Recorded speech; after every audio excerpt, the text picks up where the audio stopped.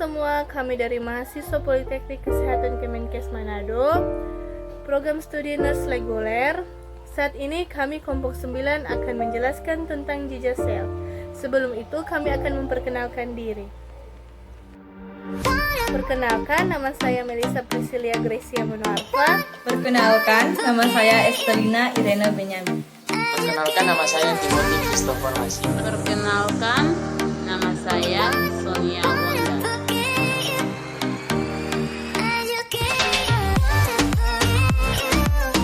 Sekarang saya akan menjelaskan tentang jejak sel. Jejak sel adalah cedera sel yang terjadi apabila suatu sel tidak dapat lagi beradaptasi terhadap rangsangan.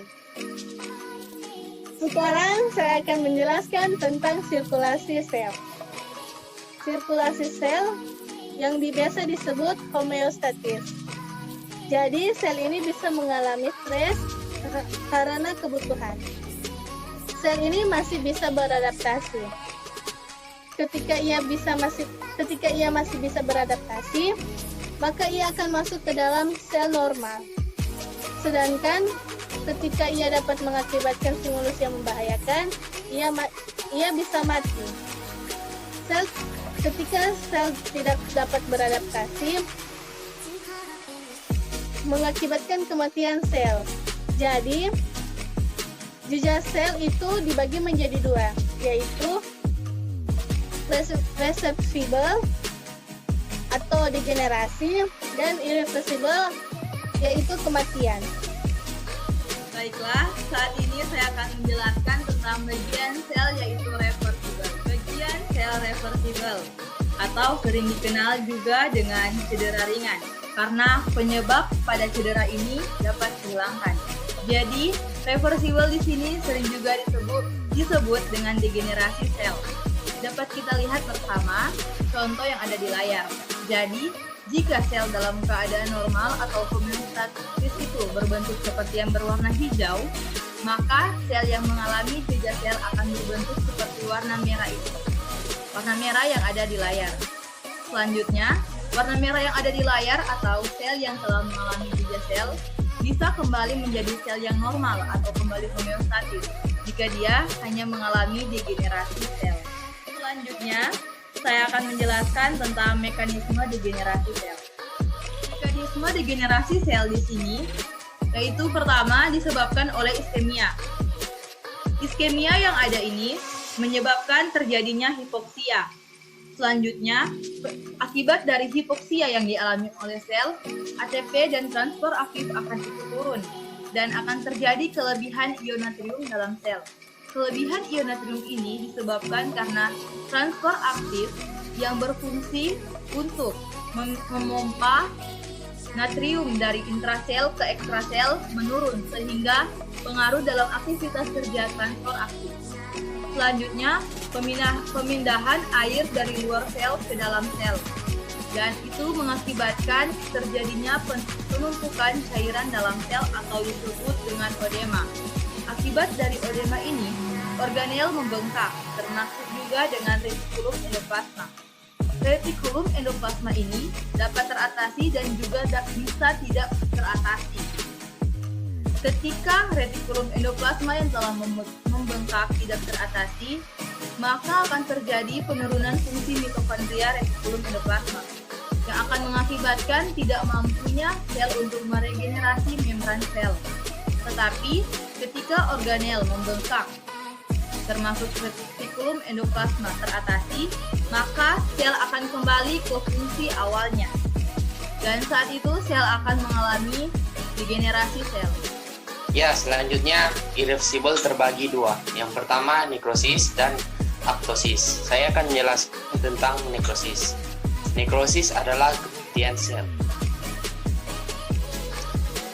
Apa itu nekrosis? Adalah proses kematian sel yang terjadi akibat kerusakan dari luar.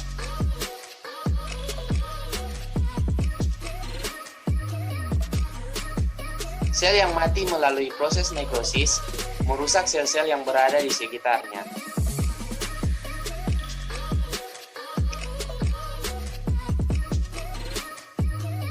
Penyebab nekrosis. Yang pertama, paparan racun.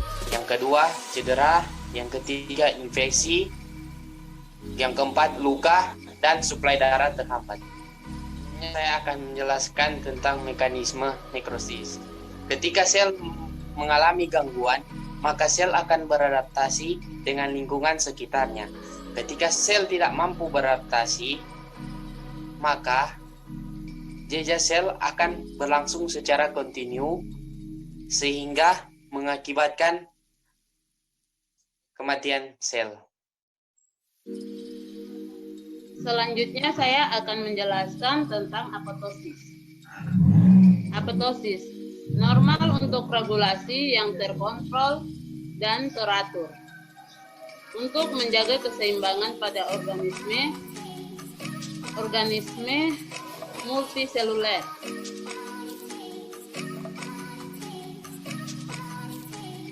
Dalam proses apoptosis, sel ini akan menyusun dan lapisan perlindungannya hilang. DNA dalam sel akan terberai hingga tersisa komponen organik yang dapat didaur ulang oleh sel-sel lain. Gangguan pada apoptosis menyebabkan sel mati terlalu cepat atau justru sel mati yang tidak hancur.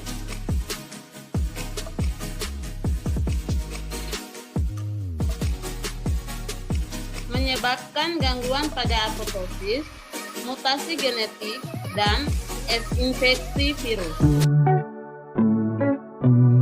Jadi, kesimpulan yang saya ambil tentang jejak sel adalah cedera sel yang terjadi akibat suatu sel yang tidak dapat lagi beradaptasi terhadap rangsangan.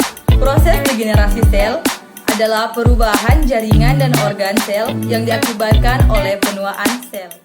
Nekrosis adalah stimulus yang bersifat patologis. Nekrosis sel adalah terjadi ketika sel mati menyusut dengan sendirinya dan dimakan oleh sel di sebelahnya. Demikianlah penjelasan dari kelompok kami. Stay safe. Stay home. Boras. Forward! Terima kasih. Terima kasih.